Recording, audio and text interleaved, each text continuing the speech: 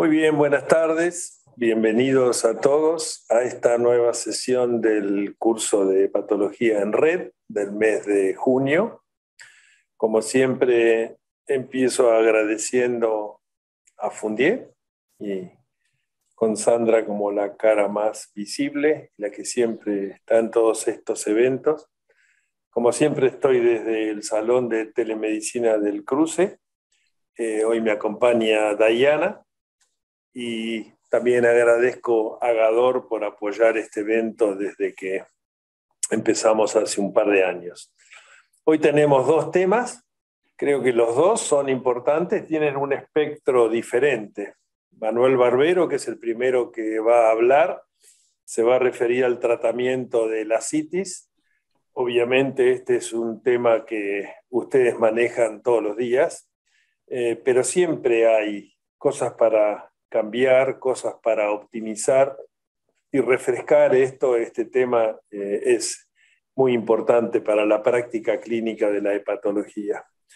En la segunda conferencia yo me voy a referir a una actualización sobre el diagnóstico y tratamiento de la hepatitis B. Este es un tema diferente, siempre ha sido difícil. Cuando digo sobre actualizar, significa prepararlos para un futuro, diría, inmediato, al menos con todo lo nuevo que vamos a tener que aplicar en el manejo de los pacientes con hepatitis B. Así que sin nada más que decir, Manuel, te agradezco la participación y podés empezar tu conferencia. Bueno, muchas gracias. ¿Ahí se ve bien? Creo que sí. Se ve perfecto. Bueno, muchas gracias por la invitación, Federico, nuevamente a este curso. Hoy me toca hablar del tratamiento de la ascitis. Y me gusta empezar recalcando la importancia del tema. Comúnmente siempre la ascitis es el primer evento de descompensación junto con las varices esofágicas. Y 5 a 10% de los pacientes con cirrosis compensada desarrollan ascitis por cada año. Y esto claramente marca un pronóstico. La sobrevida a 5 años en una cirrosis compensada sin ascitis es de 80%. Cuando ya desarrollamos ascitis, baja al 30%. Ahora vamos a hablar un poquito más de esto, pero el mensaje fundamental de esta charla es que esto es una clara indicación de trasplante hepático. Hoy sabemos que la sobrevida de un trasplante a 5 años tiene que ser mayor al 80%, comparándolo con los 30% que es de cirrosis con ascitis. Esto ya es una clara indicación de, por lo menos, evaluar al paciente para trasplante. Ahora, si tenemos un paciente con una ascitis, ¿cómo la empezamos a estudiar? Primero con examen físico, no solo para ver la cuantía de la ascitis, sino para ver signos de hipertensión portal, ver estigmas de hepatopatía crónica, luego con un laboratorio, un hepatograma completo, evaluamos la función hepática y renal. Un ionograma sérico y urinario siempre es importante en el diagnóstico inicial.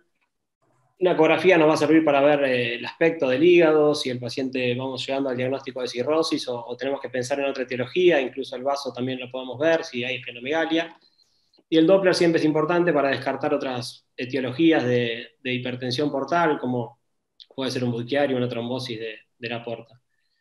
Y luego, por último, como fundamental, tenemos que hacer una paracentesis diagnóstica en primer término, y ahí tenemos causas de hipertensión portal cuando el GASA es mayor a 1,1, y causas sin hipertensión portal cuando el GASA es menor a 1,1. Y cuando hay hipertensión portal tenemos primero las causas con proteínas altas, como el Buchiari, la pericarditis, la insuficiencia cardíaca congestiva o el síndrome de oclusión sinusoidal. Y cuando el GASA es mayor a 1,1 y las proteínas son bajas, es decir, menor a 2,5, siempre hay que pensar en cirrosis.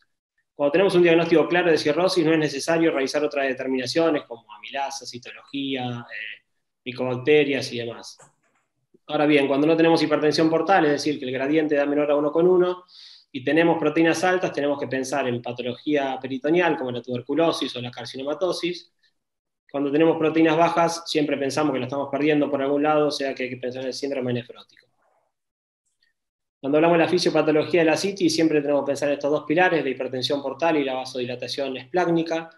La hipertensión portal genera presión sinusoidal aumentada, aumento de la formación de linfa, sabemos que la ascitis es linfa, entonces hay formación de ascitis. Por otro lado, la vasodilatación esplácnica da hipoflujo arterial, activación de vasoconstrictores y factores antidiuréticos, retención de sodio, expansión del volumen plasmático, y esto ayuda también para la formación de ascitis. Ahora bien, este es un estudio novedoso, el PREDESI es un estudio importante, doble ciego, randomizado y controlado. Y se lo muestro porque, antes de hablar del tratamiento, este estudio lo que demostró es que se puede prevenir el desarrollo de ascitis. Fíjense que 201 pacientes con cirrosis compensada lo siguieron durante 3 años. A la mitad le dieron placebo y a la mitad betabloqueantes, y el outcome principal fue la descompensación o muerte, y en el grupo betabloqueantes, fíjense que fue del 16% versus el placebo 27%. Pero un outcome secundario fue el desarrollo de ascitis, que es el tema que hablamos hoy, y fíjense que en el grupo placebo desarrolló ascitis solamente el 20% y en el grupo betabloqueante solamente el 9%, y esto dio una diferencia significativa. A partir del estudio, Baveno recomienda el uso de betabloqueante a todo paciente con cirrosis compensada, tenga o no varices esofágicas, porque, como ven, previene el desarrollo de ascitis y disminuye el riesgo de descompensación o muerte. Sé que a Federico mucho no le gustan estas clasificaciones, son más para estudios de investigación en realidad, pero bueno, la ascitis se clasifica en grado 1, 2 y 3, la mínima es ecográfica, la 2 es moderada, con distensión moderada abdominal, y la 3 es severa, ya el paciente con ascitis a tensión. La ascitis respondedora es la que responde a diuréticos o dieta libre o restricción de sodio, que vamos a ver que es más discutido. La ascitis recurrente es la que recurre en 3 ocasiones en los últimos 12 meses, esto se lo olvidan mañana, pero también sirve solamente para estudios. Y la refractaria es una ascitis que no puede ser removida con diuréticos o recurre temprano, luego de paracentesia de gran volumen. Algunos autores también hablan de la ascitis intratable cuando tiene efectos adversos a los diuréticos, y no la podemos tratar por eso. Este estudio, fíjense, del 3 de junio, la semana pasada, lo que marca es un pronóstico de que no cualquier grado de ascitis es igual. Fíjense, grado 2 de ascitis importa mucho el puntaje MEL, es decir, un paciente que tiene grado 2, o sea, ascitis moderada, y MEL bajo, tiene un pronóstico bastante favorable. Esto puede servir para nosotros que hacemos trasplante, de que por ahí evaluamos un paciente muy temprano y tenemos que renovarlo mucho en lista de espera. Ahora, cuando la ascitis es grado 2 moderada y el MEL es mayor a 15, ya sí hay que considerar o un TIPS o un trasplante temprano, porque hay más riesgo de otras descompensaciones y más riesgo de trasplante, o sea, de mortalidad, ¿no? O sea, mejora la sobrevida libre de trasplante tener menos de 15 de MEL. No pasa lo mismo cuando la ascitis es a tensión. Cuando hay ascitis a tensión, el riesgo de descompensación o la sobrevida libre de trasplante es igual en todas las categorías de MEL. Es un estudio interesante con una gran cantidad de pacientes y muy actual. Ahora, si empezamos a hablar del tratamiento, vemos que la restricción de sodio siempre se le dio importancia, como que era algo importante en el tratamiento de la ascitis. Sin embargo, van a ver que los estudios son contradictorios. Yo la verdad que ni los puse, la europea y la americana se basan en 2 estudios, uno del 88 y otro del 94, que son escasos, contradictorios en lo que dicen y de mala calidad.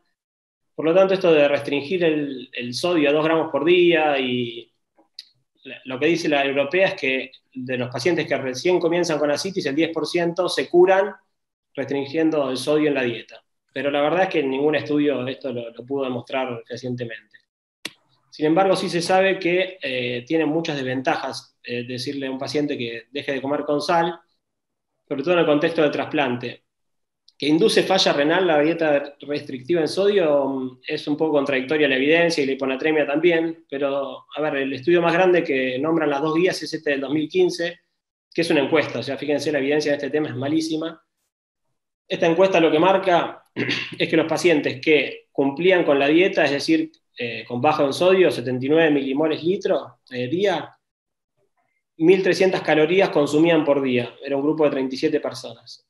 Y los pacientes que no cumplían con la dieta baja en sodio consumían 1.600 calorías. A partir de ahí dijeron, bueno, ojo, porque si nosotros le indicamos a los pacientes que coman con menos sodio, los pacientes tienen más riesgos de desnutrición, y llegamos al peor escenario, que es la desnutrición y la sarcopenia para el trasplante hepático. Entonces, ojo con ser muy exigente con los pacientes y pensar que no están cumpliendo la dieta, porque terminan dejando de comer y esto es más perjudicial.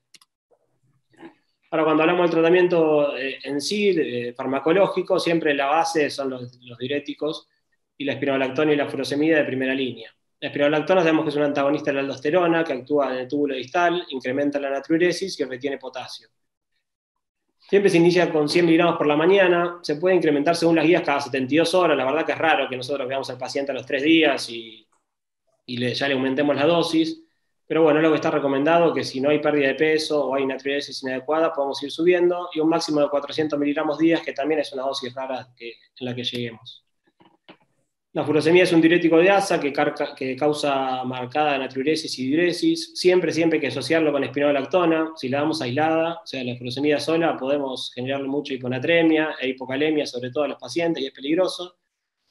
Lo vemos en la práctica diaria, pero es un error frecuente. Se inicia con 40 miligramos a la mañana y cada 3 o 5 días podemos ir aumentando hasta llegar a un máximo de 160 miligramos. La realidad es que siempre se dijo, siempre se pensó que lo mejor era iniciar con espironolactona en pacientes que no tenían edemas y con tratamiento combinado cuando había edemas. No hay mucha evidencia de esto. Sí, Angeli hizo un estudio en el 2010 de 100 pacientes a los que a la mitad les hizo un tratamiento secuencial, es decir, que empezaba con espironolactona, empezaba a subir la dosis de espironolactona y después, si no respondían, les daba furosemida, y a otros 50 les daba de entrada furosemida y espironolactona. Y la verdad que les fue bastante mejor a los pacientes que tenían el tratamiento combinado. Fíjense que 38 de 50 respondieron en el tratamiento combinado y solo 28 en el secuencial. Y además tuvieron menos efectos adversos. 10 en el combinado y 19 en el secuencial. Los dos con valores estadísticamente significativos. Por lo tanto, lo aconsejable para los tratamientos del síndrome ascítico hematoso, sobre todo si hay edemas, es el tratamiento combinado. Ahora, una vez que arrancamos el tratamiento con diuréticos, ¿cómo lo controlamos? Bueno, decimos al paciente que se pese. Lo ideal es que cuando tiene edemas, que pierda 1 kilo por día, no más, para evitar los efectos adversos. Y si no tiene edemas, con medio kilo por día está bien. Hay maneras de ver la adherencia al tratamiento. La verdad que calcular el sodio que le indicás y ver el sodio urinario no se hace mucho, pero podría ser una manera. Hay algo un poco más novedoso, que es que el cociente sodio-potasio urinario. Es decir, si el paciente tiene en orina más sodio que potasio, debería estar perdiendo peso. Si no lo pierde, hay que sospechar que tiene mala adherencia a la dieta. Ahora, si el cociente es menor a 1, hay una natriuresis insuficiente, por lo que la indicación es aumentar los diuréticos. Siempre, obviamente, tenemos que controlar los efectos adversos de cualquier tratamiento con diuréticos: deshidratación, falla renal, hiponatremia, hipercalemia, hipomagnesemia, ginecomastia dolorosa, sobre todo en la espironolactona, muy frecuente, y los calambres. En los calambres me voy a detener 1 minuto, porque hay tratamientos. Yo no sé, vos, Federico, después me contarás, pero yo casi que nunca lo sé, creo, estos tratamientos para los calambres. Pero bueno, hay estudios con albúmina, hay estudios con baclofeno, incluso 10 miligramos por día, y se puede aumentar hasta 30. Con quinidina, pero 1/3 de los pacientes terminan suspendiéndola por diarrea, se usa por 4 semanas. La realidad es que por lo menos a mí no me ha tocado indicar mucho tratamiento para los calambres, y esto me enteré esta semana con una charla que dio una residente de Laura que me la pasó. Es un trabajo de este año que están estudiando el jugo de picles como novedoso para el tratamiento del calambre inducido por diuréticos en la citis. Ahora bien, ya hablamos de un paciente con asitis moderada. Ahora, si el paciente ya tiene asitis, atención, asitis grado 3 o refractaria, obviamente tenemos que pensar en las paracentesis de gran volumen, y esto siempre hay que hacerlo con expansión con albúmina. Todas las guías hablan de 8 gramos por litro de asitis removida. Lo que es importante remarcar es que no hay que transfundir a estos pacientes. El paciente, por más que tenga coagulopatía, es decir, RIM mayor a 1,5 o plaquetopenia menor a 50.000, no requieren transfusión. Es una práctica segura y de bajo riesgo de sangrado. Ahora bien, ¿qué evidencia tiene el uso de albúmina? Bueno, esto es a mí lo que más me gusta. Creo que los hepatólogos somos muy indicadores de albúmina y a veces con poca ciencia, pero este no es el caso, digamos. En la paracentesis de gran volumen creo que es donde está la mejor evidencia, y la historia comienza en el 88. Ya Ginés hizo un estudio bien randomizado de 52 pacientes a los que les hacía paracentesis de gran volumen y les indicaba 40 gramos de albúmina, es decir, 4 frascos, y a 53 pacientes no les puso albúmina, y se fijó la tasa de hiponatremia y de falla renal. Fíjense, los que tenían albúmina, solamente 1 hizo hiponatremia y ninguno falla renal. En los que no se indicó expansión, 9 hicieron hiponatremia y 6 falla renal. Esto fue estadísticamente significativo. Además, midió la renina y la aldosterona plasmática y vio que los pacientes que no se les indicaba la albúmina tenían un aumento significativo de estos niveles. A todo esto él le puso un nombre ya en el 96, y el término que usó fue la disfunción circulatoria post-paracentesis. ¿Qué significa esto? Es el aumento de la actividad de la renina plasmática mayor al 50% a los 6 días de la paracentesis. La realidad es que nadie la mide, salvo para estudios de investigación. Esto no tiene mucho sentido, pero bueno, esto fue demostrando también la eficacia del tratamiento con albúmina. Este año en 96 lo que hizo fue a 97 pacientes darle albúmina posterior a la paracentesis y los estratificó según la cantidad de litros que sacaba en la paracentesis. Y a 200 pacientes, 192 pacientes, les dio otros expansores como dextrana o poligelina. Y fíjense que la incidencia de disfunción circulatoria en los pacientes con albúmina fue mucho menor, 18%, comparado con el 35% con otros expansores. Pero esta diferencia fue significativa a partir de los 5 litros. A partir de ahí fue que hoy en día todos lo hacemos, solamente indicamos albúmina a partir de los 5 litros extraídos. Además, en ese estudio, en el 96, lo que vio que la disfunción circulatoria,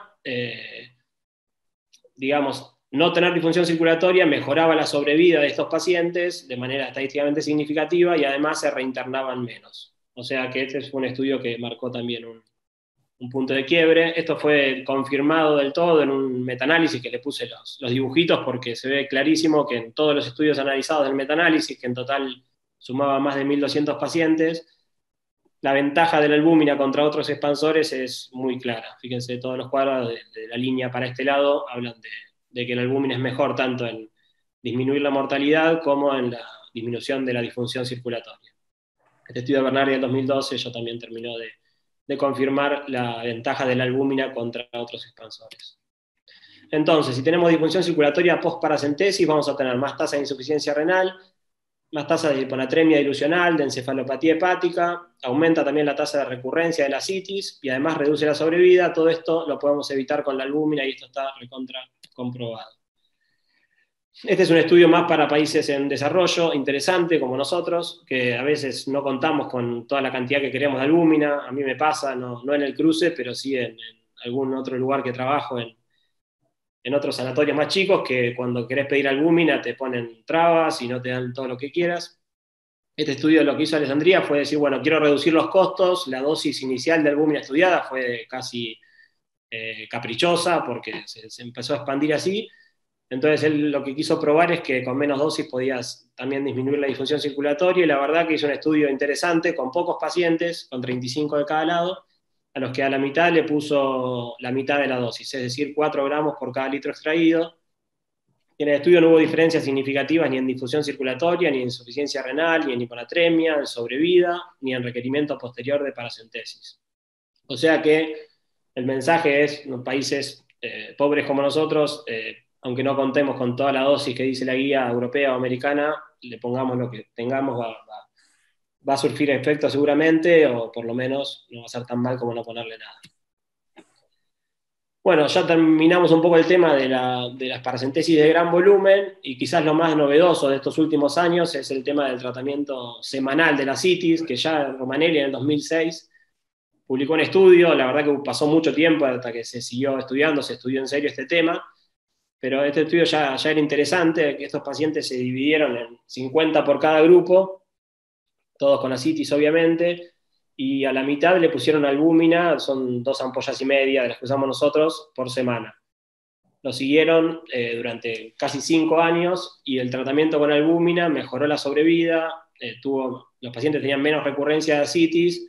Lo que pasa es que hubo un número de pacientes escaso para darlo como una indicación formal, pero bueno, la verdad es que se siguió estudiando esto y el mejor estudio de los últimos años, sin dudas, es este, el Answer, que es un estudio multicéntrico, controlado, randomizado, tiene todo para hacer un estudio serio, e incluso con muchos pacientes, 440 pacientes con cirrosis con ascitis, y el outcome primario fue evaluar la mortalidad a los 18 meses, dividiendo los grupos en un paciente con diuréticos de forma convencional, es decir, furosemida, espironolactona y si hace falta paracentesis, y a otros 220 pacientes le ponían una vez por semana 4 ampollas de albúmina, programadas, ¿no? Obviamente. Ellos encontraron en el outcome primario, los 18 meses, diferencias en la mortalidad. Fíjense, 77% de mortalidad en el grupo sin albúmina y 66% en el grupo con albúmina semanal. Pero también encontraron además diferencias significativas en el número de paracentesis, en los episodios de ascitis refractaria, en las peritonitis bacterianas, en otras infecciones, en insuficiencia renal y también en episodios de encefalopatía. Lo que pasa es que este tratamiento con albúmina, la realidad es que es difícil instrumentar. Quizás en lugares muy preparados de trasplante uno pueda decir, bueno, los pacientes que tienen paracentesis muy frecuente, los puedo citar y les pongo albúmina una vez por semana, pero la verdad es que la relación costo-beneficio hace que por el momento hoy ninguna guía lo pueda recomendar como una estrategia de elección. Esto se siguió estudiando, hay otro trabajo también interesante con menos pacientes, que vio prácticamente lo mismo, le dieron la misma dosis de albúmina, porque en realidad le daban 20 gramos 2 veces por semana, que es lo mismo, y el grupo que tenía la albúmina a los 24 meses tuvo una mortalidad del 40% comparado con el 65% del grupo sin albúmina. Y lo mismo también surgió efecto en la encefalopatía, en la citis, en la PBE y en las infecciones no PBE. O sea que pareciera que es una estrategia válida, que aún mejora la sobrevida, pero bueno, por ahora es difícil de instrumentar. Para hablar de tratamientos más alternativos, el TIPS, que es el considerado hoy en día un tratamiento de segunda línea en la citis refractaria. Siempre hay que pensar primero en el trasplante y enviar a un centro para evaluarse para trasplante, y una vez evalúa al paciente, de última el grupo que trasplanta decidirá si es indicación de poner un TIPS o no. Sabemos que es un shunt por tocaba que disminuye la presión portal. Esto hace que se favorezca la excreción de sodio y agua. En las 4 semanas de su inserción ya uno ve cambios, pero van a ver que la tasa de respuesta tampoco es óptima. A los 6 meses la tasa de respuesta completa es de 46%, es decir, menos de la mitad de los pacientes, una respuesta parcial del 60%. Y no es menor que hasta el 45% de los pacientes desarrollan, por una cuestión obviamente fisiopatológica, encefalopatía. Esto es menor con los TIPS más modernos, de menor tamaño, pero la realidad es que sigue siendo un problema del TIPS el desarrollo de encefalopatía post-trasplante. Ahora, si uno compara, o sea, si uno no tiene posibilidad de trasplantar un paciente, ya sea por puntaje o porque lo tiene contraindicado por otra causa, y uno compara la paracentesis de gran volumen con albúmina y diuréticos contra la sobrevida de un TIPS, obviamente que el TIPS recubierto gana, y este estudio lo demostró, 93% sobrevida con un TIPS al año y 50% con paracentesis a repetición. Hay un trabajo nuevo, relativamente de este año en realidad que evalúa predictores de encefalopatía posterior a la colocación de TIPS, y ese estudio demostró, que fue de hecho lo que quiso demostrar el estudio en un multivariado, que la encefalopatía pre-TIPS no era predictor de encefalopatía post-TIPS, que es obviamente una de las contraindicaciones, así que quedará para estudiar para más adelante, digamos, si está contraindicado o no el uso de un TIPS en pacientes que tuvieron algún episodio de encefalopatía. Nosotros, obviamente, con una encefalopatía crónica uno no piensa en poner un TIPS. Ahora, con algún episodio aislado podría ser una alternativa viable. El candidato ideal de un TIPS, o en quién pensamos para poner un TIPS, es un paciente joven, que tenga menos de 65 años, que tenga buena función renal y cardíaca, que no tenga historia de encefalopatía, por lo que hablábamos recién, y que tenga una función hepática conservada, es decir, un MEL menor a 18, un Child menor a 12, y no tenga una infección asociada.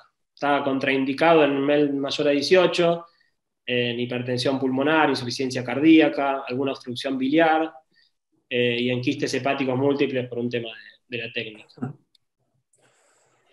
Y luego, esto yo la verdad que acá no lo vi en Argentina, no sé, chicos, habrás visto alguno, el Alpha Pump, es un aparato novedoso, interesante, que todavía no está del todo desarrollado, no se usa demasiado, probablemente sea por los costos. Ese aparato que ven ahí, que se implanta a nivel subcutáneo con anestesia local, se activa espontáneamente cada 5 a 10 minutos, y saca de 5 a 10 mililitros de ascitis por cada ciclo, o sea, cada 5 a 10 minutos va sacando, absorbiendo ascitis, y lo vas programando según la necesidad del paciente, lo cargas de manera inalámbrica. La verdad que es algo novedoso, pero no tiene muchos estudios. El estudio más importante que tiene es este, con 58 pacientes, que lo que demostró es que reduce obviamente la frecuencia de paracentesis, reduce el volumen de los que requieren igual paracentesis, mejora el estado nutricional, pero no logró mejorar la sobrevida a un tiempo prudencial de estudio, digamos. Por lo tanto, tampoco es un tratamiento del todo eficaz. Y esto, para que no lo hagan nunca, no lo indiquen nunca, el shunt peritoneo venoso tiene muchas complicaciones, es una cosa que se hacía antes y ya está demostrado que no mejora la sobrevida, no hay que recomendarlo nunca. Quizás en algún paciente no candidato a trasplante, pero Hoy en día, por ejemplo, poner un catéter peritoneal permanente también obviamente está contraindicado en un cirrótico, sobre todo si está en lista de espera de trasplante, pero bueno, lo puedes usar en alguna citis maligna, un paciente con carcinomatosis, podría ser una opción, pero tiene mucho riesgo de infecciones, o sea, traten de no utilizarlo, sobre todo en pacientes cirróticos que tienen una expectativa de, por ejemplo, llegar a un trasplante. Por lo tanto, antes de terminar, unos mensajes para finales.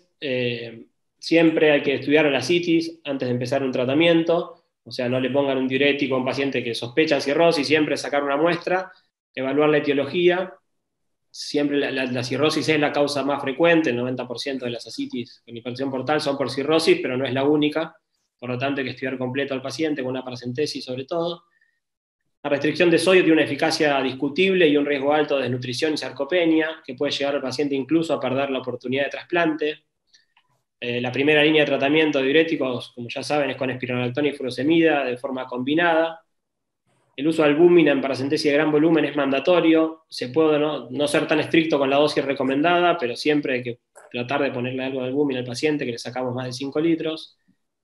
La albúmina semanal como tratamiento a largo plazo es efectivo, aunque es difícil de implementar. Y el TIPS puede ser una alternativa, pero en pacientes muy seleccionados, y siempre la primera opción hay que evaluar al paciente en un centro de trasplante para ver si es candidato.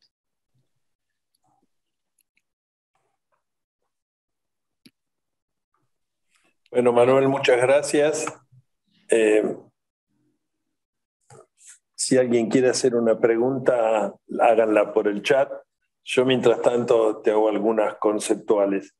Si un paciente tiene ginecomastia severa por espironolactona, ¿cuál es el plan B para diuréticos distales en la vida real, en la farmacia? Sí, el plan B es la esplorrenona, lo que pasa es que es difícil de conseguir acá. Yo alguna vez le he indicado, pero la verdad es que los pacientes, por lo menos, bueno, más que el hospital público, pero no la consiguen. Es la indicación, a ver, de suspenderlo una sola vez. Un paciente solo vi que tuvimos que suspender por la espironolactona y le pusimos esplorrenona y volvía que no la conseguía. Sí, Aldacida había en su momento, pero no sé qué, incluso en hipertensión arterial se usaba. Acá preguntan, ¿qué dosis de espironolactona se usa en profilaxis primaria de ascitis? El trabajo... No es espironolactona, es betabloqueantes. Usaban propanolol, claro, y carvedilol. En realidad lo que hicieron en ese estudio fue indicar propanolol, los medían, y a los que no respondían a propanolol les daban carvedilol. Y ahí también hicieron dos grupos diferentes, pero bueno, yo mostré el outcome primario, que es con cualquier betabloqueante, digamos. Otra pregunta de la vida real. Para los calambres, ¿el magnesio es un mito urbano? No está en ninguna guía. Yo también lo tenía como una opción terapéutica, pero hablan solo de esta quinidina, incluso de este jugo de picles ahora, pero el magnesio no... habría que medir el magnesio en sangre y ver si tiene hipomagnesemia antes de indicarlo, pero la verdad que ninguna guía lo encontré. No sé bien qué es el jugo de pickles, porque en Estados Unidos pickle es el pepino, el que va en las hamburguesas, que claro, es el vinagre, ese es el pickle, sí, pero no sé qué será el jugo de pickle. Cualquiera de esos en vinagre es pickles acá, pero sí, es un estudio nuevo que hay que ver también. Y después otra cosa práctica, los pacientes que están en un programa de paracentesis, digamos, bimensual, ¿qué hace con los diuréticos?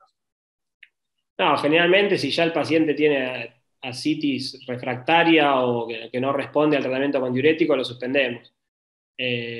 Sobre todo porque empiezan a generar hiponatremia, hipercalemia, más por efectos adversos, pero si el paciente, a ver, si lo tolera, obviamente que la indicación, y no hay contraindicación, la indicación es llegar a dosis máximas. Ahora, si el paciente ya tiene una ascitis refractaria y sabemos que el tratamiento no es efectivo porque lo tenemos que drenar una vez por semana, se suspenden hasta por riesgo de encefalopatía y demás. Acá dice, en la práctica diaria, los pacientes que resuelven la ascitis deben quedar con espironolactona a bajas dosis o se la suspendés directamente. No, si uno después está en tratamiento y no tiene ascitis en la próxima ecografía, se lo suspendés y evaluás la respuesta. Porque quizás también el paciente entra en ese 10% que con la dieta puede mejorar la ascitis y no volver a... Sí. Ahí cuando mostraste el estudio ANSWER, que me parece interesante, el gráfico es una ilusión óptica porque tenés una escala a la izquierda Es que tramposo. parece que 77 es muchísimo más que 66, y si bien con un N de 400 esa P es significativa, no deja de ser interesante, pues poco práctico, ¿no? Porque, digamos, eso en Estados Unidos, de tener que traer un enfermo para darle una infusión intravenosa de albúmina, es impracticable directamente. Acá podría ser, pero no sé con qué frecuencia si lo hacían semanal, o sea, Sí, sí, una vez por semana. el paciente viene al hospital, salvo que Sí, tenga sí. una internación domiciliaria para inyectarle la albúmina en su casa. Sí, no, no, pero es en el hospital, incluso en el otro estudio es 2 veces por semana, que hacían, lo dividían, 2 ampollas un día, 2 ampollas otra, pero el Lancer es una vez por semana, son 4 ampollas albúminas, sí, es muy difícil, sobre todo por camas y demás. Una cosa que me parece importante reiterar es la siguiente. Eh, Hasta no hace tanto tiempo, por lo menos el concepto popular, es que hay una dieta hepatoprotectora y, digamos, el reposo para las enfermedades del hígado. Yo voy a hablar en la próxima clase de fragilidad y sarcopenia, pero hoy es absolutamente lo contrario. Hoy a los pacientes con cirrosis, desde la etapa compensada, la tendencia es dar dietas hipercalóricas normoproteicas justamente para evitar la fusión muscular y cero reposo. Al contrario, hoy, y nosotros estamos trabajando en alguna idea en eso, incluso a los pacientes con cirrosis descompensada en lista de espera, se les pueden hacer programas individualizados de ejercicio, a veces de resistencia, a veces aeróbicos, porque la fragilidad aumenta en la lista de espera y con intervenciones de ejercicio y dieta uno puede mejorar la fragilidad y por lo tanto el riesgo de muerte. Así que esto que dijiste de desterrar un poco, no desterrar, pero digamos, no darle importancia a la dieta restringida en sodio, porque hay pacientes que le sacan la sal y no comen. Y eso genera, como dijiste vos, fragilidad, sarcopenia y muerte. Así que ese me parece un Sí. concepto súper importante, digamos, no solo no hacer dietas restrictivas, sino tampoco meterlo en la cama. Es un cambio completo de concepto. Sí, sí, incluso a mí lo que más me llamó la atención cuando preparé la charla es la poca evidencia de la dieta baja en sodio, digamos. O sea, no hay ni un trabajo serio que la defienda, que la recomiende, así que obviamente que es fisiológicamente algo correcto, pero bueno, no tiene tampoco tanta evidencia y puede generar todo eso. Otra cosa que vos preguntabas, yo con las quininas he tenido alguna experiencia, responden muy bien, pero experiencias muy alejadas, no recientes. Mi maestro americano, Telfer Reynolds, usaba eso. Y después te quería hacer una pregunta que es conceptual. Vos la marcaste muy bien al principio y ese es el mejor trabajo que me parece que mostraste, el de Balcar, que es el siguiente. Cuando yo empecé a trabajar en trasplante, prefiero no decir cuándo, digamos, el tiempo en lista de espera era importante para acceder al órgano. Entonces nosotros poníamos los pacientes en lista de espera en etapas muy iniciales de la descompensación porque ese tiempo le daba chance de trasplante. Hoy no es así porque entra un enfermo con MEL de 35 y al día siguiente va primero a la lista. Ahora bien, me pareció muy interesante la combinación de la CITI con el MEL, Sí. porque en realidad hay un trabajo célebre de hace muchos años que habla del beneficio del trasplante. El beneficio del trasplante se define cuando vos tenés menos riesgo de muerte trasplantándote que estar en lista de espera. Y ese beneficio del trasplante, el cutoff es más o menos 15, o sea que con MEL arriba de 15, uno tiene menos riesgo de muerte trasplantándose que no trasplantándose, pero por debajo de 15 es al revés, tiene mayor riesgo con el trasplante. Y uno puede tener ascitis con MEL menos de 15. Entonces, eso me parece, en primer lugar, interesante, porque lo que está diciendo es que además de tener ascitis, tiene cierta disfunción hepatocelular para tener un MEL más de 15. Claro. Pero la pregunta es, ¿y el timing de la derivación? Yo hoy tengo la misma sensación que vos, que por ahí nosotros nos mandan para evaluar. Siempre hemos dicho, el paciente, la derivación tiene que ser precoz, y yo sigo sosteniendo eso, pero me da la sensación de que hay pacientes con ascitis que han respondido a diuréticos, que cuando vienen a evaluarse no tienen ascitis en la eco, que uno los evalúa un poco demasiado precozmente, porque lo que pasa con eso es que una vez que un paciente entra en lista, todos los años tenés que reevaluar el ecocardiograma, las imágenes, y no sé si vale la pena hacer una evaluación pretrasplante completa que tiene un montón de prácticas para una citis con MEL menos de 15. A mí me pareció muy interesante eso que Sí, mostraste. sí, a ver, yo me venía en la cabeza vos la tenía diciendo la citis no mata a nadie, por decirlo de alguna manera, que si el paciente tiene buena función hepática, tener un poco de ascitis no pareciera no ser una indicación, y estos lo demostraron, digamos, con 600 pacientes, fue al journal el trabajo. Esta semana se publicó. Fue interesante y sí, es eso, pero bueno, yo creo que el mensaje es, hay que ver a todos por lo menos, después vemos si alguno puede zafar de la evaluación, sobre todo algún paciente por alcohol que deja de tomar y se le va la citis, yo qué sé. Yo creo que en esos pacientes que sacan el daño hepático puede ser interesante que no necesiten una evaluación y entrar en lista. Bueno, muy bien. Gracias, Manuel. Si no hay ninguna otra pregunta, entonces seguimos con el programa. Abrazo. Adiós, gracias.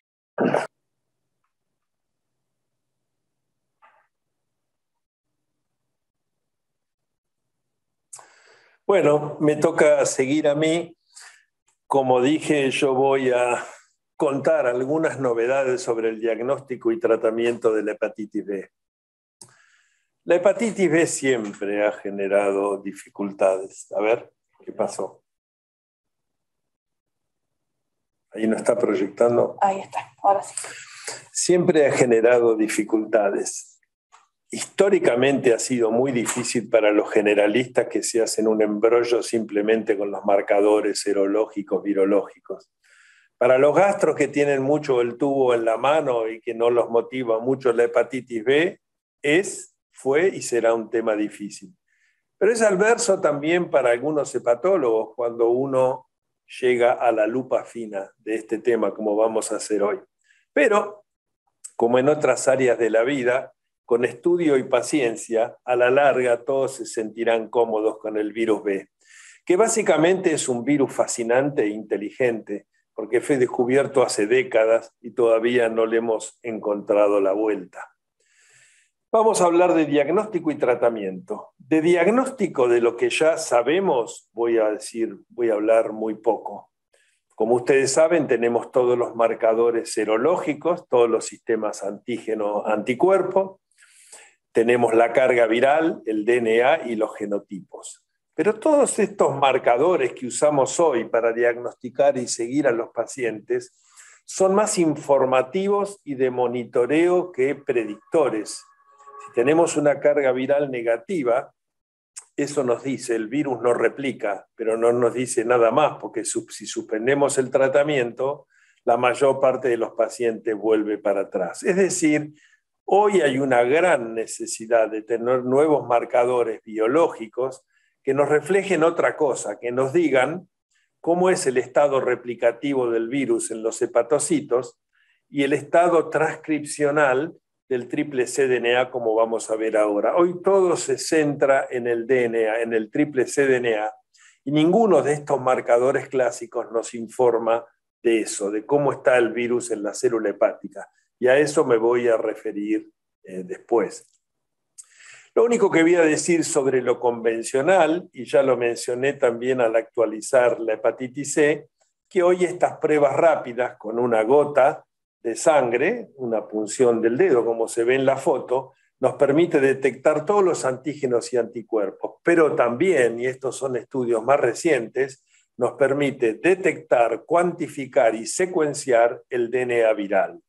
Este método es estable a temperatura ambiente, uno toma la muestra pinchando un dedo y puede dejarla, digamos, fuera de la heladera y es muy fácil de transportar. Lo que están viendo acá son estudios grandes, metaanálisis comparando la mancha de sangre seca, TBS, Dried Blood Spot, con lo convencional, que es medir en suero o plasma.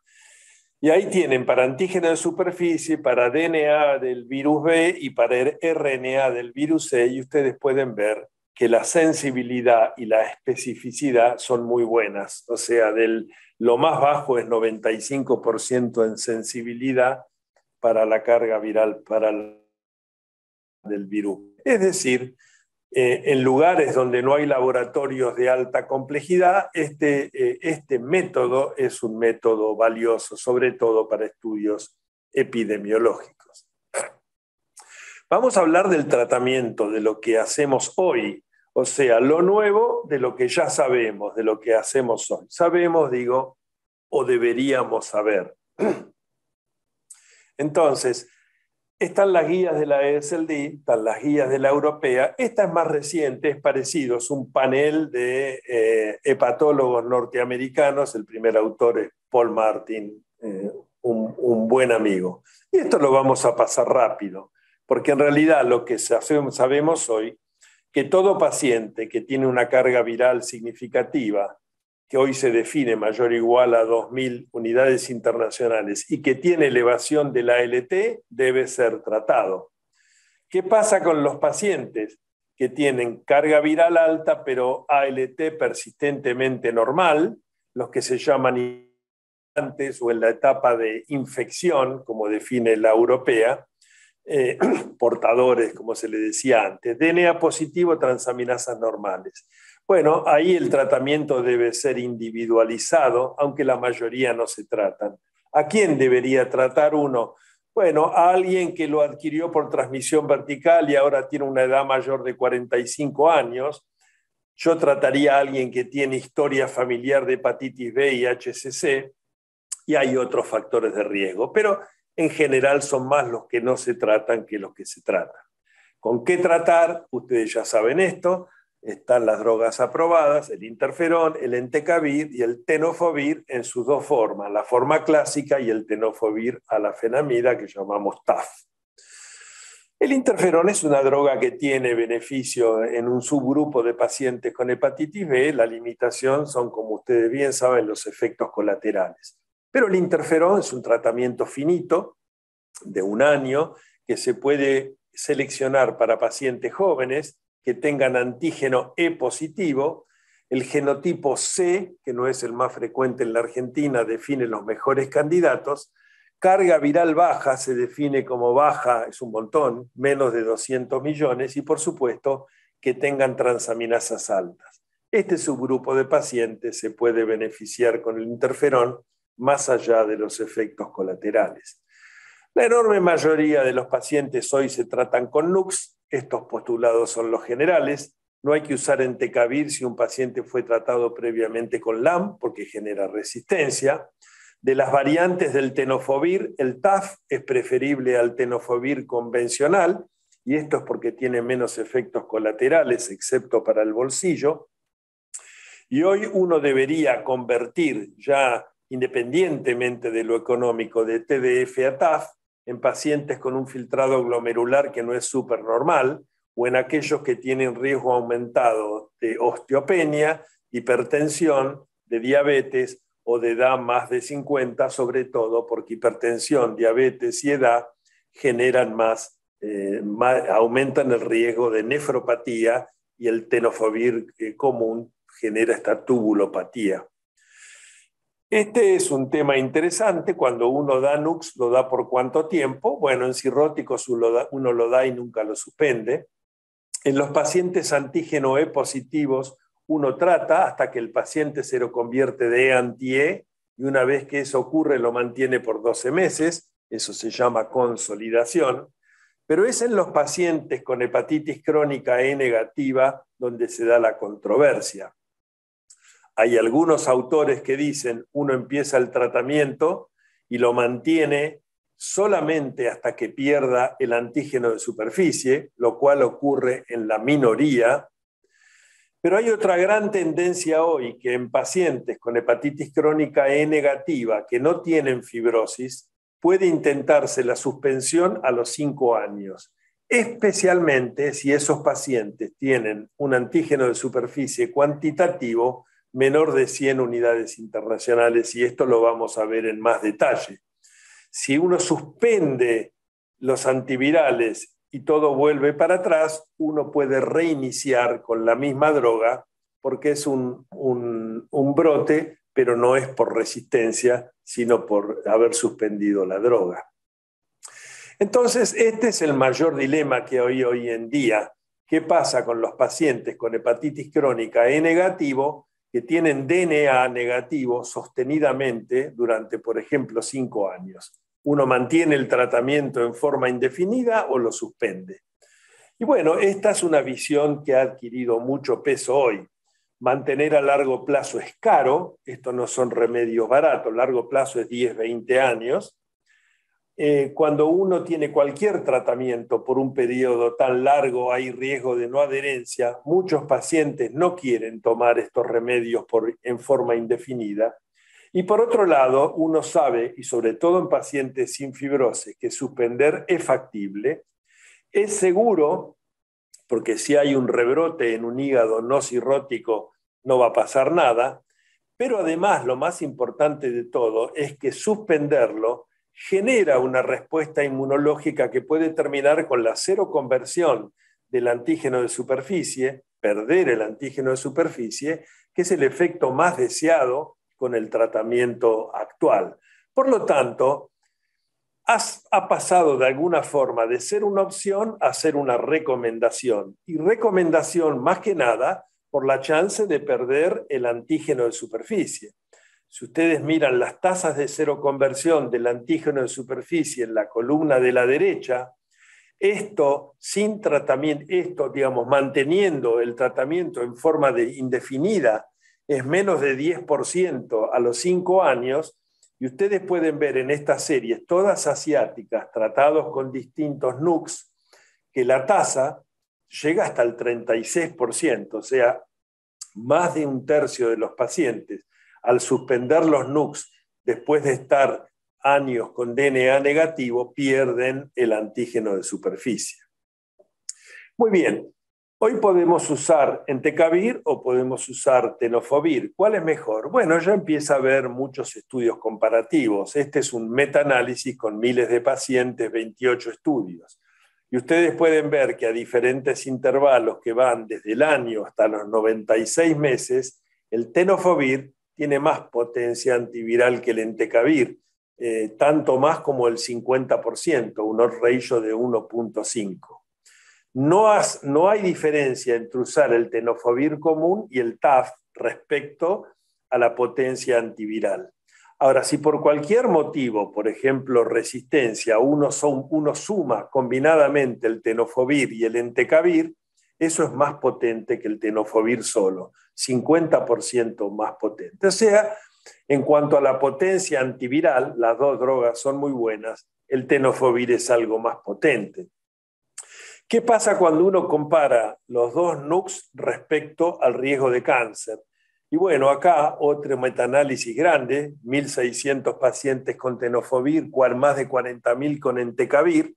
El tenofovir baja un 20% el riesgo de HCC, y estos resultados fueron similares para todos los subgrupos, E positivos, E negativos, cirrosis, sin cirrosis. O sea, en base a la potencia antiviral y en base al riesgo de cáncer, el tenofovir tiene alguna ventaja sobre el entecavir. El entecavir quizás tiene un mejor perfil de seguridad que el tenofovir convencional, pero no con el TAF.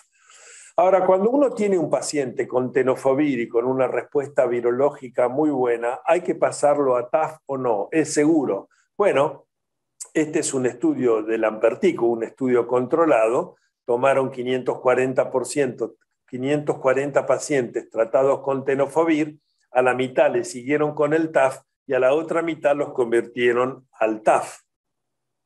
A las 48 semanas, solo un paciente de cada grupo tuvo DNA detectable y los pacientes convertidos a TAF mejoraron la densidad ósea, el CLIE de creatinina y la función tubular. Esto fuertemente recomienda la conversión de TDF a TAF porque hay mejoría de la seguridad sin comprometer la eficacia. En nuestro país, el sistema de seguridad social de alguna forma se opone al TAF, más que nada o casi siempre por el precio. Finalmente, de las cosas que hacemos todos los días, cuando uno toma madres antígeno positivos con antígeno E positivo, uno usa solo vacuna, y uno le combina la gamma globulina, la combinación de vacuna y gamma globulina baja el riesgo 50% a dar vacuna sola. Pero si a uno, a la vacuna y a la gamma globulina dada al niño en el momento del nacimiento, la asocia con TDF, con tenofovir a la madre en el tercer trimestre, ahí la reducción es mucho mayor. Dicho de otra forma, en madres virémicas en el tercer trimestre del embarazo hay que dar tenofovir, que no es teratogénico y menos a esa altura del embarazo, para bajar el riesgo de transmisión vertical prácticamente a cero. Muy bien. Esto ha sido lo nuevo de lo ya conocido, pero ahora vamos a hablar de lo verdaderamente nuevo. Volvemos otra vez a la dificultad, pero como dije al principio, con estudio y paciencia, a la corta o a la larga, todos se sentirán cómodos con el manejo de los nuevos marcadores diagnósticos, que son muchos, y los nuevos tratamientos, que son muchos y que están por venir. Ahora, cuando hay alguien que tiene que cerrar el micrófono, un bebito. Así que el que tenga un bebito llorando, cierre por favor el micrófono. Nosotros sabemos que cuando un enfermo desarrolla infección crónica por el virus de la hepatitis B, ese individuo tiene un sistema inmune que ha sido incapaz de eliminar el virus, cosa que ocurre en la mayoría de los adultos inmunocompetentes. Pero además de eso, y como dije, un virus respetable e inteligente, este bicho tiene una estrategia replicativa que vamos a ver en detalle que lleva a la persistencia prolongada del virus en los hepatocitos. Por lo tanto, si yo tuviera que definir el futuro es una expresión de deseo, es decir, encontrar la forma, por un lado, de estimular la respuesta inmune contra el virus, de modo tal que uno pueda generar una lisis controlada de las células infectadas, que es lo que hace el interferón, y esa es su gran ventaja, pero a su vez necesitamos buscar medicamentos que lleven a destruir o silenciar el triple cDNA. Esta es la expresión de deseo, y en esto se basa todo lo que les voy a mostrar del futuro. Es decir, ¿cuál es el mayor logro hoy? Le damos entecavir, tenofovir, años a los pacientes. Es la cura funcional. Que el paciente sea DNA negativo y que se lo convierta al antígeno en superficie. Ahora bien, hoy, ¿con qué frecuencia logramos esta cura funcional? Bajísima. Menos del 10%, más cercano al 5%, luego de dar tenofovir o entecavir por 10 años. O sea, este es el mayor logro y aún así lo logramos poco. Ahora bien, ¿cuál es el mayor deseo? El mayor deseo es la cura verdadera. Y la cura verdadera implica eliminar completamente el virus C de los hepatocitos, cosa que hoy estamos lejos de lograr. Entonces, ¿por qué no podemos lograr esto? ¿Por qué no podemos eliminar el virus B de los hepatocitos? Muy simple, porque no disponemos de tratamientos que eliminen el triple cDNA. Desde un punto de vista diagnóstico, como dije, todo lo que tenemos es más informativo que predictor. Por lo tanto, necesitamos nuevos marcadores biológicos. Estos marcadores biológicos serán útiles si reflejan, si nos dicen qué está pasando con el triple cDNA en los hepatocitos. Y es lo que vamos a ver en mayor detalle. Ahora, todo lo que les voy a mostrar para entender el futuro, que no es tan futuro, es imprescindible entender primero el ciclo replicativo del virus B en los hepatocitos. ¿Qué hace el virus B? Desde que entra hasta que sale, desde que entra, genera la infección, replica hasta que la partícula viral vuelve a salir al suero. Entonces, tenemos que entender esto desde el punto de vista virológico, y acá la clave es estudiar la biología del triple cDNA, cómo se forma, cómo se mantiene, qué cinética tiene y qué relación tiene con el huésped, porque el triple cDNA tiene relación con proteínas del huésped. Ahora, por otro lado, si pensamos en el mejor futuro, el complemento ideal de pegarle al virus dentro del hígado es estudiar factores del huésped, factores genéticos, citoquinas y el fenotipo y la funcionalidad del sistema inmune, de los linfocitos, de los natural killers, y ver qué se puede hacer para estimular esta respuesta inmune específica. Entonces, vamos a empezar mostrando el ciclo replicativo del virus para entender también los marcadores diagnósticos y el tratamiento. El virus de la hepatitis C ingresa a la célula hepática vía el receptor que ustedes ven ahí, el NTCP, que básicamente es un receptor que tiene la célula hepática para ácidos biliares, específicamente para el taurocolato. Entonces el virus B utiliza un receptor específico que tiene el hepatocito para meter la célula dentro. Y esto es lo que le da el hepatotropismo al virus de la hepatitis C, el tener esa secuencia en su antígeno de superficie que interactúa con este transportador de taurocolato. Entonces el virus se pega a ese transportador, se mete a la célula. Cuando se mete a la célula, se separa el antígeno de superficie de la nucleocápside, o sea, la proteína del core y el DNA que tiene adentro. Muy bien, entonces el DNA ingresa al núcleo. Como ustedes saben, el DNA del virus de la hepatitis C es un DNA de doble cadena parcial, pero cuando ingresa al núcleo, el virus se cierra y se transforma en triple cDNA, cerrado, circular y covalente. ¿Cómo hace eso? Y este es un dato importante. Bueno, es un proceso complejo de múltiples etapas, pero para cerrarse el virus necesita de la maquinaria celular del huésped, del hepatocito, para reparar el DNA y cerrarlo. Entonces, con la ayuda del huésped, eso se convierte en un mini cromosoma constituido por el triple cDNA y proteínas del virus y del huésped, histonas, no histonas. Ese triple cDNA puede quedarse como un mini cromosoma separado o integrarse al DNA del huésped, y ustedes saben que eso tiene que ver con la carcinogénesis. Entonces, el virus entra al citoplasma, el DNA va al núcleo y se transforma en triple cDNA.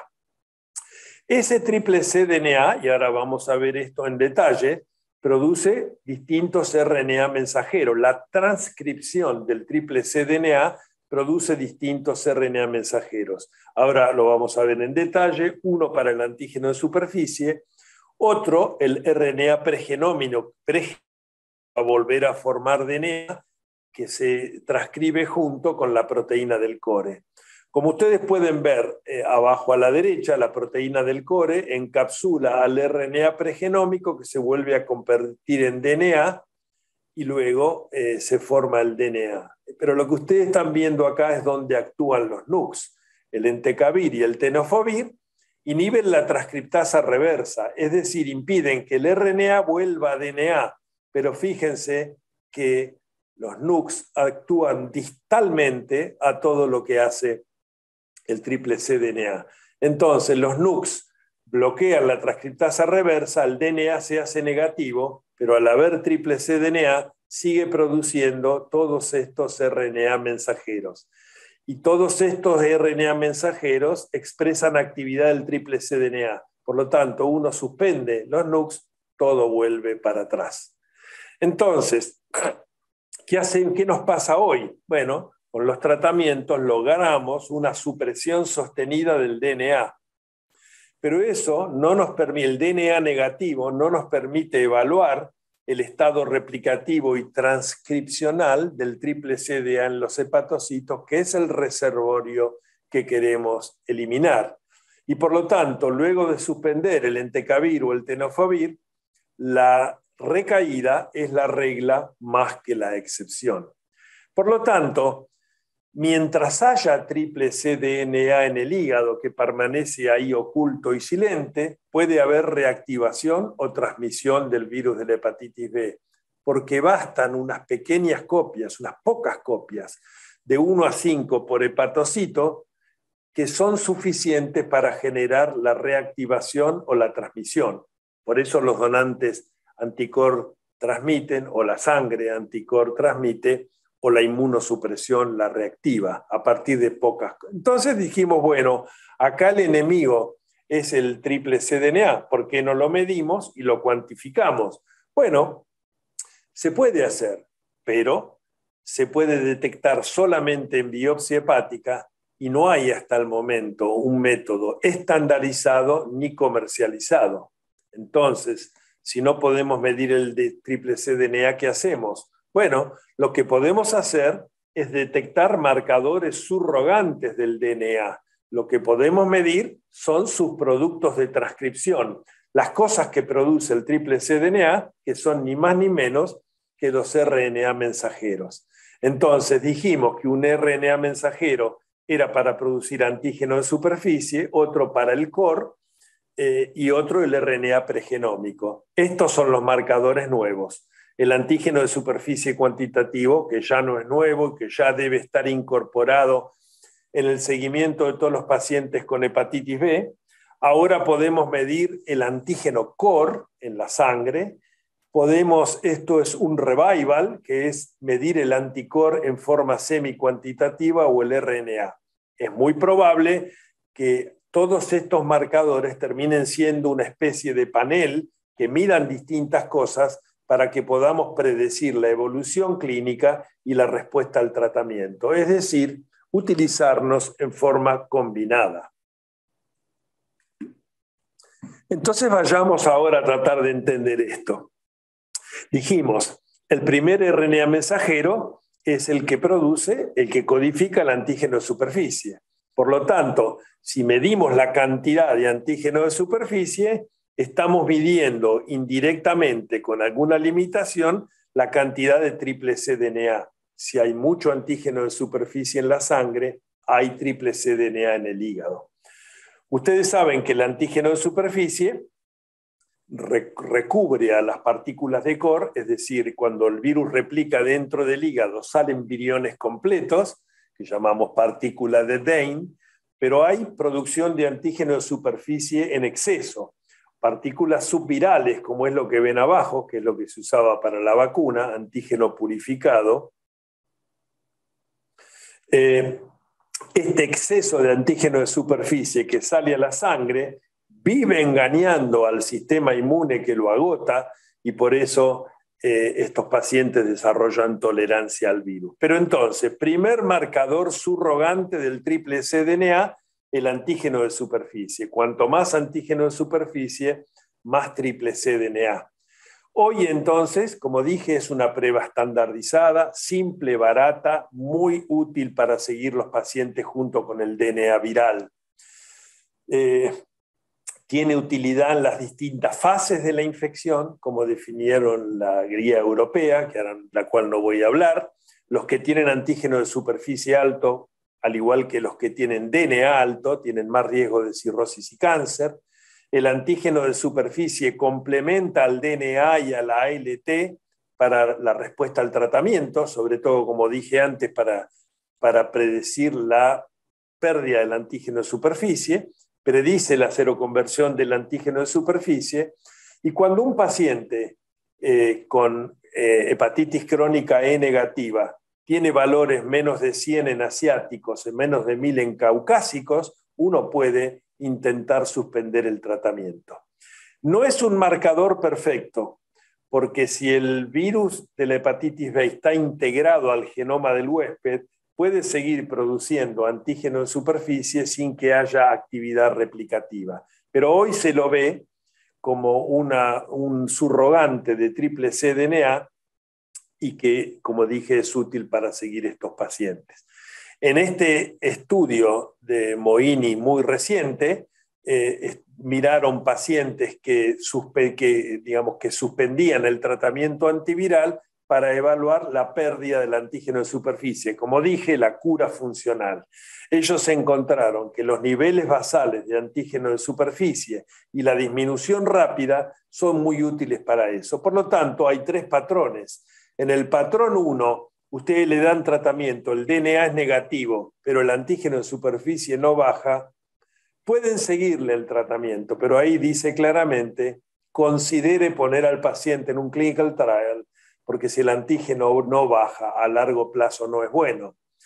Si la disminución es lenta, ahí, como dice, lo que se sugiere es continuar el tratamiento antiviral hasta que la concentración de antígeno de superficie baje por debajo de 100 y uno puede intentar suspenderlo. Y cuando el antígeno en el patrón 3 cae por debajo de 100, eso es útil para al menos intentar suspender el tratamiento antiviral. Muy bien, entonces dijimos, primer marcador subrogante del triple cDNA, antígeno de superficie. El segundo RNA mensajero es combinado, es pregenómico, o sea, va a dar lugar al virus, que va a pasar luego de RNA a DNA, y la proteína del core. Y por lo tanto acá vamos a tener dos marcadores. Uno es medir el RNA pregenómico. Este es, en vez de ser el HBV-DNA, es el HBV-RNA, que ya está disponible incluso comercialmente, aunque creo que no en nuestro país. Medir el HBV-RNA es medir el RNA pregenómico. Y lo otro que se puede medir es el antígeno core. CR es core related. Por lo tanto, el antígeno de superficie cuantitativo es un marcador subrogante de triple cDNA, como es el HBV-RNA y como es el antígeno core, que es, digamos, uno de los en este momento más difundidos. El antígeno core es muy importante porque es la matriz principal para construir la nucleocápside, que es el DNA rodeado de core. Se une a todas las moléculas formadas de triple cDNA, es decir, el antígeno core es un componente estructural de la cápside y por lo tanto modula todos los pasos del ciclo biológico del virus. Entonces, este es un estudio muy grande, publicado hace nada, en el 2022, con 1.200 pacientes con hepatitis crónica E negativo que suspendieron los NUCs. Como dije, al suspender los NUCs, el beneficio mayor es la seroconversión del antígeno, que como ustedes pueden ver, fue de 1,4% a las 48 semanas, después subió a 4,5, 4,1 y a 5,9 más lejos. ¿Cuáles fueron los predictores de perder el antígeno de superficie? Bueno, una concentración basal de antígeno de superficie baja, con un hazard ratio, o sea, 80% más de seroconversión que los que no la tienen, y también un antígeno core bajo con menos potencia. Y esto es lo que se ve acá. Lo que están viendo ahí es la tasa de pérdida del antígeno de superficie, de seroconversión del antígeno de superficie, que cuando el título es menos de 10, como ustedes pueden ver, llega al 50%, es más bajo cuando es entre 10 y 100 y cuando es mayor de 100 muy poco. Este es el mismo gráfico de pérdida del antígeno de superficie de acuerdo al antígeno core, menos potencia tiene como predictor, pero cuando tiene menos de 2, que viene a ser negativo, la tasa de seroconversión del antígeno de superficie es más alta. Si uno combina las dos, se ven los números chiquitos, la más alta es cuando el antígeno de superficie es menor de 10 y ahí no importa si el core es positivo o negativo. Pero cuando el antígeno de superficie es de 10 a 100 y el core es negativo, la seroconversión es más alta que cuando el antígeno de 10 a 100 se asocia a un core positivo. Es decir, nuevamente, son dos marcadores subrogantes del triple cDNA que miden la chance de pérdida del antígeno de superficie. Ahora, esto sí que es interesante, porque esto implica que hay gente que piensa. ¿Hace cuánto que usamos el anticuerpo anticore? No sé, desde hace 30 años. La técnica convencional del anticore, hay muchas, ELISAs, IAIS. Hoy lo que más se usa son los inmunoensayos de micropartículas y el kit que más se usa es el Architect, que es de Abbott. Este es el anticore convencional, el que pedimos para la vacuna. Pero ahora se ha desarrollado una ELISA de doble antígeno que permite detectar el anticore, pero semi-cuantificarlos. Es decir, es un método cuantitativo, mientras que el otro es un método cualitativo que se puede hacer semi-cuantitativo mirando la relación de positividad. Este es un estudio muy grande con más de 1000 muestras que demuestra que la técnica nueva tiene mayor sensibilidad y especificidad para cuantificar el anticorpo que la convencional. Pero si ustedes se fijan, la concordancia entre los dos métodos, tienen el nuevo en la horizontal y el convencional en la vertical, pueden ver que la concordancia es del 97%. Es decir, que si uno cuando tiene un anticuerpo-anticor mira la relación de positividad, eso funciona bien en forma semi-cuantitativa. Y fíjense lo que miraron acá. Miraron, esto es cero conversión del E, o sea, el anticorpo cuantitativo para predecir la cero conversión de antígeno E. Y como ven en la tabla, los que cero convirtieron tenían basalmente un anticorpo con una relación de positividad significativamente mayor que los que no. Y utilizando un cutoff de RP, o sea, cuántas veces es más positiva la muestra que el control, lo que deberían informar todos los días en los laboratorios, eso tiene una sensibilidad y una especificidad bastante apreciable, con un área bajo la curva de 0.8. Dicho de otra forma, el E positivo, que tiene más anticorpo, tiene más chance de cero convertir que el que tiene menos.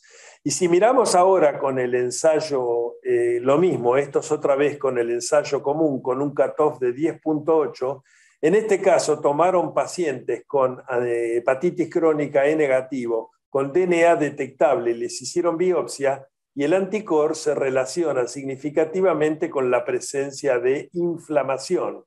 Y lo mismo acá, este es un número enorme, 500 pacientes E positivos o E negativos, a los que se le hizo biopsia hepática. Se cuantificó el anticorpo, en este caso con el método nuevo, y ustedes pueden ver que tanto en E positivos como en E negativos, a medida que aumenta la inflamación periportal o lobulillar, aumenta la cantidad de anticorpo. Es decir, que el viejo anticuerpo-anticorpo nos sirve también de alguna forma como un marcador subrogante de triple cDNA. Entonces, ¿qué les dije?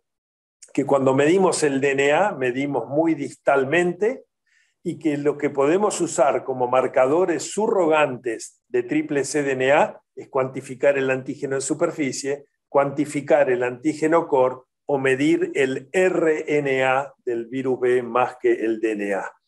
¿Por qué? Porque con la combinación de estos, cuando el RNA se rodea se forma la partícula, después por transcriptasa reversa vuelve a DNA, una vez que la partícula, la nucleocápside ya tiene el DNA, se une con el antígeno de superficie que viene del retículo endoplásmico, eso pasa al Golgi y del Golgi a la sangre. Entonces, cuando medimos estos tres marcadores, medimos el triple cDNA. Y ustedes saben que cuando esto sale, algunas nucleocápsides vuelven al núcleo y mantienen todo el circuito. Muy bien, esto es lo que tiene que ver con el diagnóstico, pero tenemos que hablar con lo nuevo que se viene respecto al tratamiento. Y hay que empezar a aprender, y tiene mucha relación con lo que ya les mostré. Como dijimos ya más de una vez, los tratamientos actuales no curan los hepatocitos infectados porque no tienen acción sobre el triple cDNA. Entonces, ¿qué necesitamos hoy? Fármacos que inhiban distintos el ciclo biológico del virus B en el hepatocito y además que protejan la infección de novo de otros hepatocitos. Ahora bien, al igual de lo que hablé para diagnóstico, el modo de acción de las nuevas moléculas, para entenderlo, es imprescindible entender el ciclo replicativo del virus B en los hepatocitos.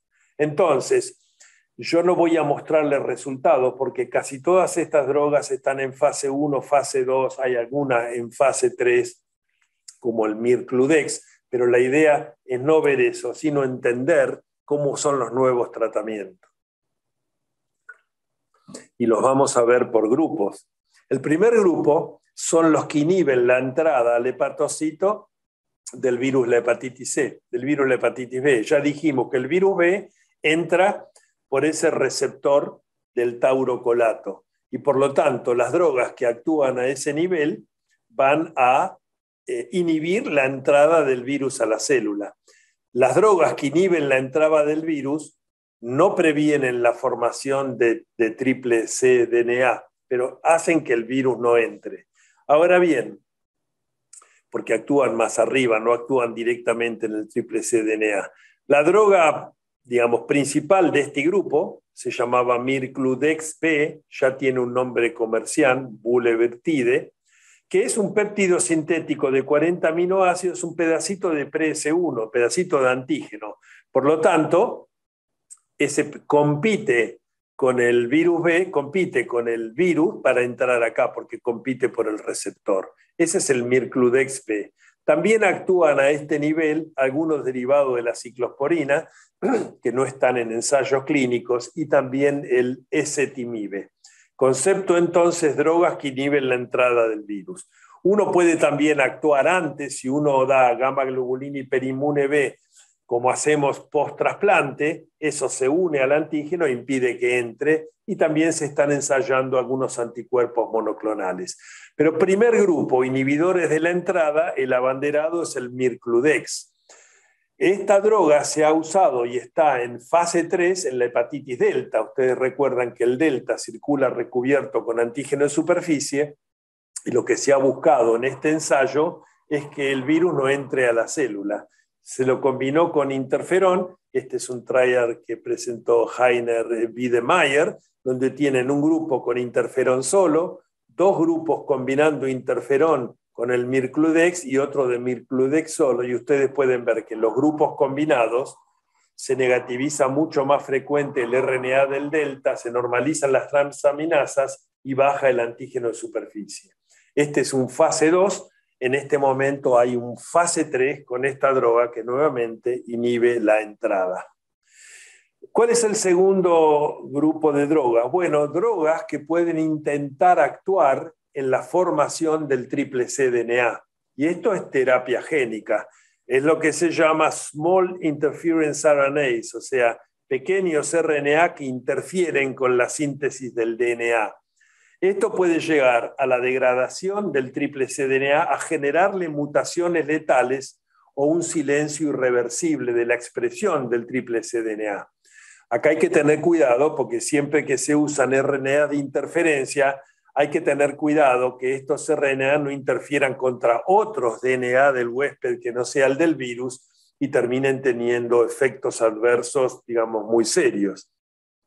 De todos modos, fíjense, acá ya hay un montón de drogas y por eso no tengo ningún interés en describirla cada una por separado. También están en fase 2, se usan por vía subcutánea y ya interfieren entonces con el triple cDNA. También terapia génica sería actuar un poquito más distal, ya no sobre el triple cDNA, sino sobre el RNA pregenómico. Y eso se llaman antisense oligonucleotide, y el grupo se lo denomina ASOS. Nuevamente no voy a mencionar nada, pero simplemente saber que hay varios ASOS en fase 2, también por inyección subcutánea, que tienen buen efecto en el antígeno de superficie, que en el DNA y especialmente en el antígeno de superficie. Entonces, dijimos, inhibidores de la entrada, drogas que le pegan al triple cDNA, y el tercer grupo son drogas que ahora van más distal, es decir, actúan cuando el RNA se rodea del core para formar la nucleocápside. Eso se llaman CAM, que son Capsid Modulators, Capsid Assembly Modulators, o sea, ya no actúan sobre el RNA pregenómico, sino que actúan en el siguiente paso, que es cuando el RNA pregenómico se rodea de la molécula del core. Ahí hay dos clases, unas que impiden directamente que el RNA pregenómico se encapsule y las otras que aceleran la velocidad de la formación de las nucleocápsides que quedan vacías, sin virus. De una u otra forma, esto disminuye entonces la replicación y la transcripción.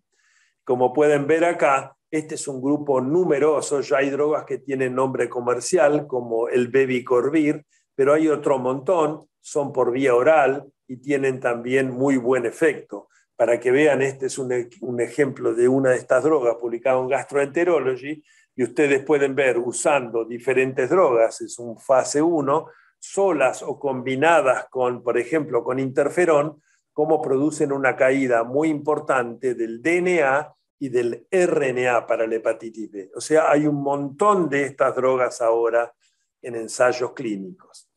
Y por último, dijimos, se puede inhibir la entrada del virus, se le puede pegar al triple cDNA, se le puede pegar al RNA pregenómico o se puede impedir la formación de locápside. Y por último, están las drogas que inhiben la salida del virus B ya formado de la célula. Este grupo se llama NAPS. Recuerden entonces que el antígeno de superficie del retículo endoplásmico tiene que pasar al Golgi para juntarse con la nucleocápside. Ahí actúa esta droga, el benzimidazol, pero los NAPS se llaman Nucleic Acid Polymers, que impiden, se forma el virus dentro de la célula, pero no lo dejan salir.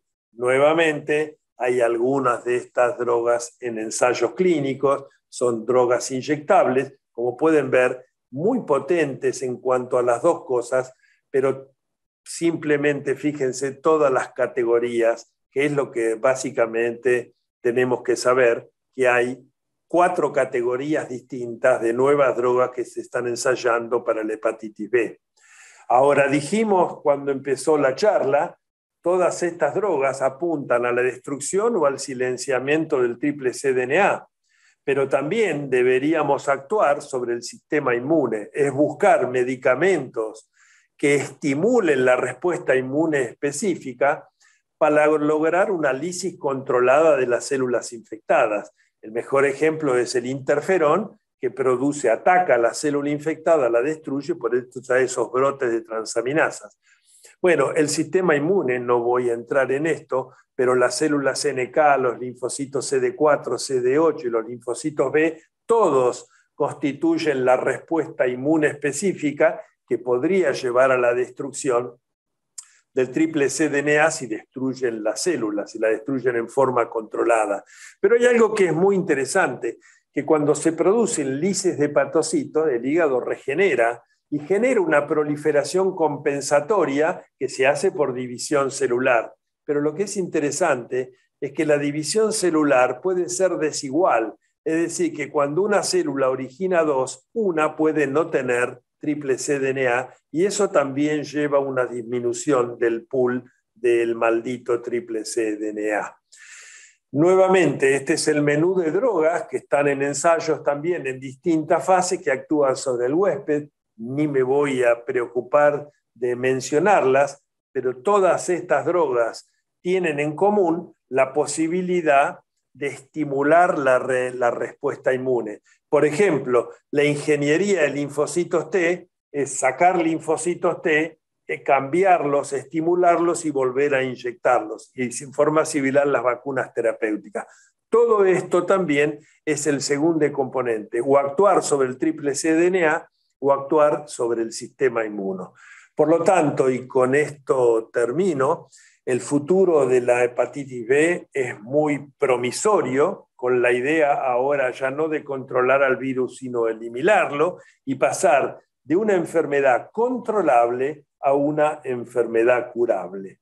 Entonces, ¿cómo entender el avance en el diagnóstico y tratamiento? Bueno, la clave del éxito, como dije más de una vez, es entender el ciclo replicativo del virus B en los hepatocitos y la biología del triple cDNA. Eso nos va a llevar a entender que si bien no podemos medir el triple cDNA, podemos medir el antígeno de superficie cuantitativo, el antígeno core, el anticore cuantitativo y el HBV-RNA. Todos esos son marcadores subrogantes del triple cDNA. Y luego, si entendemos todo este mecanismo intracelular del virus de la hepatitis C, vamos a poder entender que hay drogas que inhiben la entrada, que hay drogas que intentan pegarle al triple cDNA para destruirlo o silenciarlo, que hay drogas que actúan un poquito más distal, inhibiendo el RNA pregenómico, y que hay drogas más distales todavía que inhiben la salida del virus B de la célula. Así que con esto termino, y si alguien tiene alguna pregunta, con gusto se las contesto. Muchas gracias.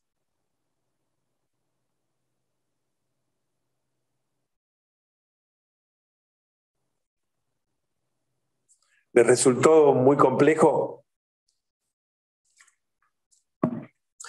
Es complejo, pero me parece que la función de un buen docente, cosa que yo he intentado hacer toda mi vida, es tratar de convertir lo difícil en algo más fácil. Nadie va a salir de la charla de hoy diciendo soy experto en el virus de la hepatitis B, pero los que están inscriptos y los que tengan acceso a esta charla o a las referencias que ustedes tienen ahí, van a terminar entendiendo.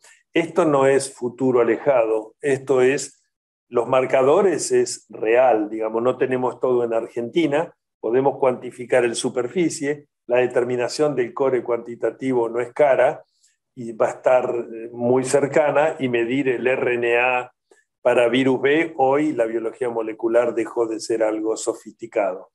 Y después, los tratamientos todavía no llegaron porque están en fase 2, algunos en fase 3, pero todo esto nos va a dar la posibilidad, como hemos tenido en la hepatitis C, de curar la enfermedad y no solo de controlarla.